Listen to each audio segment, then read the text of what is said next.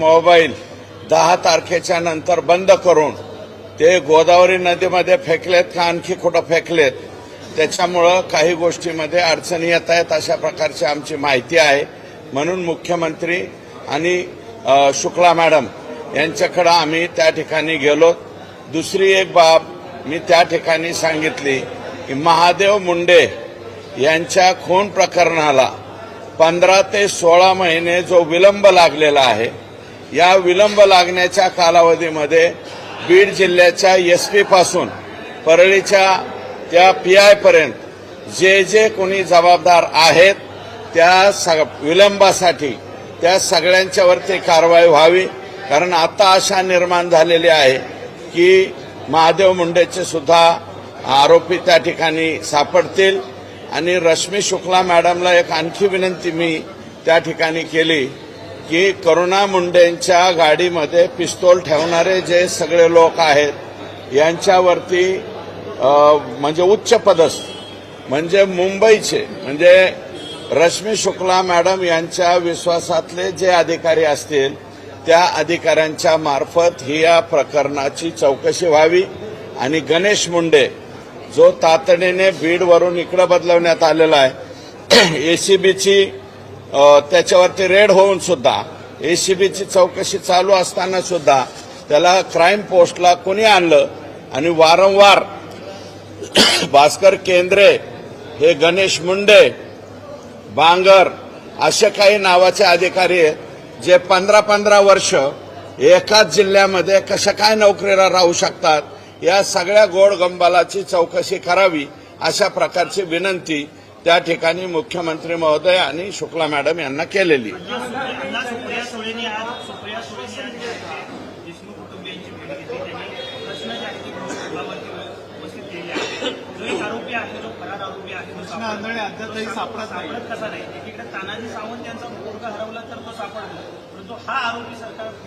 हे पहा, कृष्णा आंधळेच्या बाबतीमध्ये मी पहिल्यापासून या ठिकाणी सांगतोय की तो संभाजीनगरला पोलिसाची तयारी करायला होता आणि त्याच्यानंतर त्यांनी गुन्हेगारीकडे वळला. जे काही गुन्हे त्यांनी केलेले आहेत त्या गुन्ह्यामध्ये तो यापूर्वी सुद्धा घरादाराची फिकीर न करता, कसल्या प्रकारची फिकीर न करता तो बेमुरतपणे बाहेर पळालेला आहे. परंतु माझी सुद्धा स्वतःची इच्छा आहे की तो लवकरात लवकर त्या ठिकाणी सापडला पाहिजे. कारण तो तेवढाच एक कोकरूबाळ याच्यामध्ये शिल्लक आहे. आतापर्यंत 9 आरोपी हे 302 मध्ये त्या ठिकाणी गेलेले आहेत.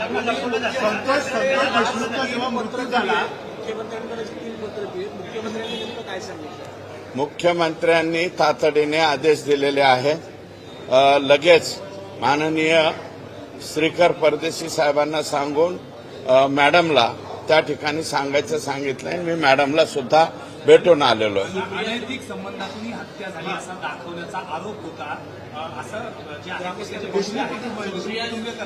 समोर गावकऱ्यांनी हा दावा केलेला आहे की रुग्णवाहिकेतनं संतोष देशमुख यांचा जो मृतदेह आहे तो केसकडे न नेता रोडकडे दिशेने नेला आणि तिकडे एक महिलेला देखील तयार ठेवलेलं होतं. आणि या महिलेचे नाही एक मिनिट ऐका. गावकऱ्यांनी जे म्हणलेलं आहे त्याची माहिती मला वाटतं मी यापूर्वी ते वाक्य वापरलेलं आहे. मी माहिती सुद्धा दिलेली.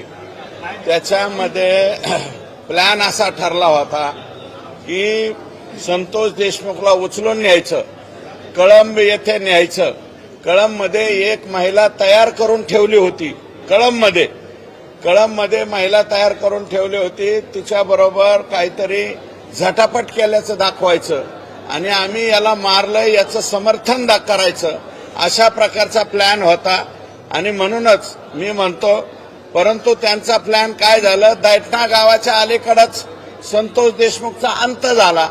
त्याच्यामुळं ते जो प्रकार करायचा होता त्यांना बदनामीचा, संतोष देशमुखच्या, तो बदनामीचा प्रकार त्यांना करता आला नाही. आणि आज मला वाटतं गावकऱ्यांनी हेच सांगितलं असं. गेल्या आठवड्यात एक पत्र कृषी आयुक्ताला दिलेलं होतं. दुसरं एक पत्र मी रस्तोगी साहेबांना दिलं. मला वाटतं ते सुद्धा व्हायरल झालंय. बाहेर लोकांच्या पर्यंत आलंय. परंतु हा जो प्रकार आहे कृषी विभागाचा जो घोटाळा आहे तो किती बेमालूमपणे करण्यात आलेला आहे आणि तमाम महाराष्ट्रातल्या शेतकऱ्यांना फसवण्यात आले. त्याच्यानंतर तिथले रेट कार्ड्स काय आहेत, कुणाच्या पोस्टिंगचे काय, हे मी परवा सांगणार आहे. कारण उद्याच्याला शिवजयंतीचा आपला राजाचा चांगला दिवस आहे. त्याच्यामुळं शिवजयंतीच्या अगोदल्या दिवशी मी बोलत नाही. मी 20 तारखेला याचा पर्दाफाश करेल आणि त्याच्यात कोण कोण अधिकारी जबाबदार आहे, मंत्री कोणते जबाबदार आहेत, हे सगळं परवा सांगेल. ते अधिकारी ऐकत नाहीत असे 4 अधिकारी बदललेले, त्यांचे नावं सुद्धा मी परवा सांगेन. का गैरहजर होते हे मला माहित नाही. मी फक्त त्यांना आजारी असलं म्हणून माणुसकीच्या नात्याने भेटायला गेलतो एक. आणि माझे प्रदेशाध्यक्ष आहेत, त्यांनी मला बोलवलं होतं. हे 30 दिवसापूर्वीचा वेळ असेल. बोलवलं होतं 20 ते 30 मिनिटे आम्ही त्यांच्या निवासस्थानी होतो. आणि तुम्ही मंत्रालयातले सगळे राज्याचे पत्रकार आहात. मला असं वाटतं संध्याकाळी 9:30 वाजता म्हणजे गुप्त भेट होऊ शकत नाही.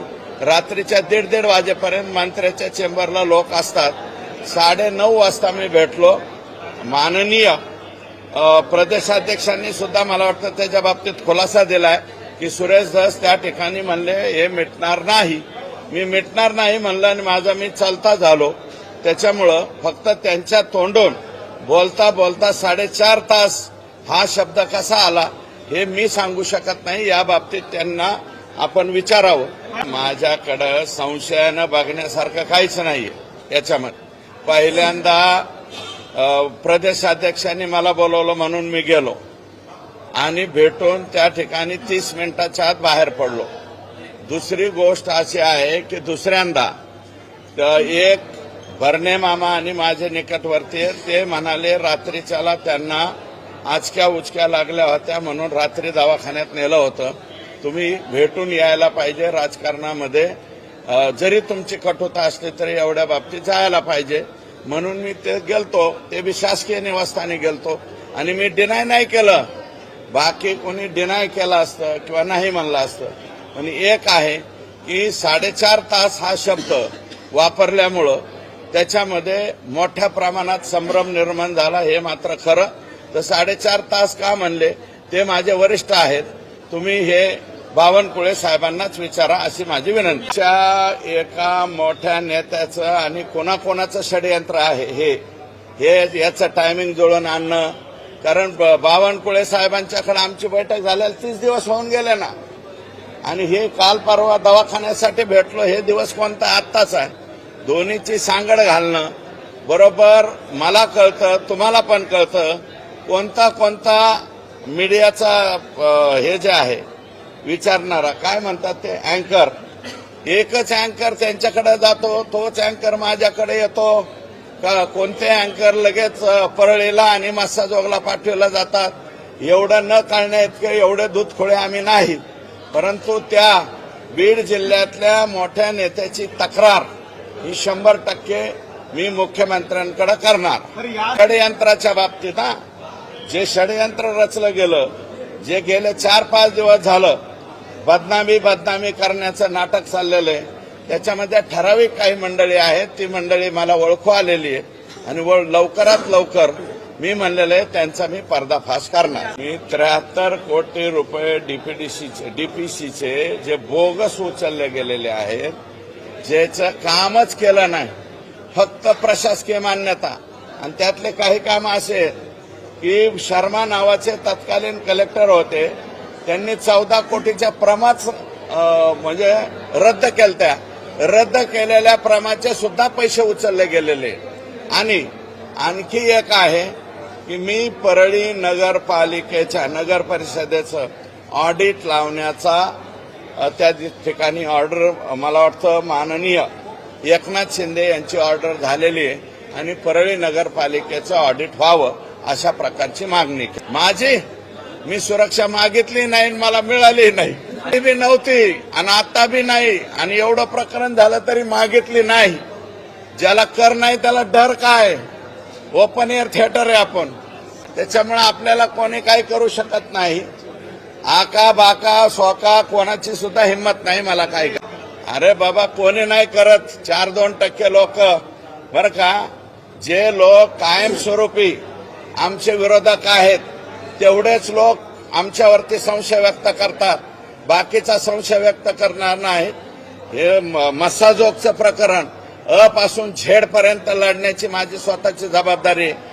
आणि माझं मत असं आहे की मस्साजोगच्या लोकांचं काय मत आहे हे तर तुम्ही घ्या ना. मस्साजोगचे लोक म्हणतात ना सुरेश धसवरती आमचा विश्वास आहे. धनंजय देशमुखला विचारा. धनंजय देशमुख जर म्हणला सुरेश धसची आम्हाला गरज नाही, तिथून पुढे बोला ना. ओके. 100% जाणीवपूर्वक आहे. आणि मी म्हणलंय ना याचा पर्दाफाश मी करील. आणि परवासाठी वाट पहा अशी माझी विनंती. परवा आष्टीत बोलेल. आष्टी किंवा बीड दोन्हीपैकी.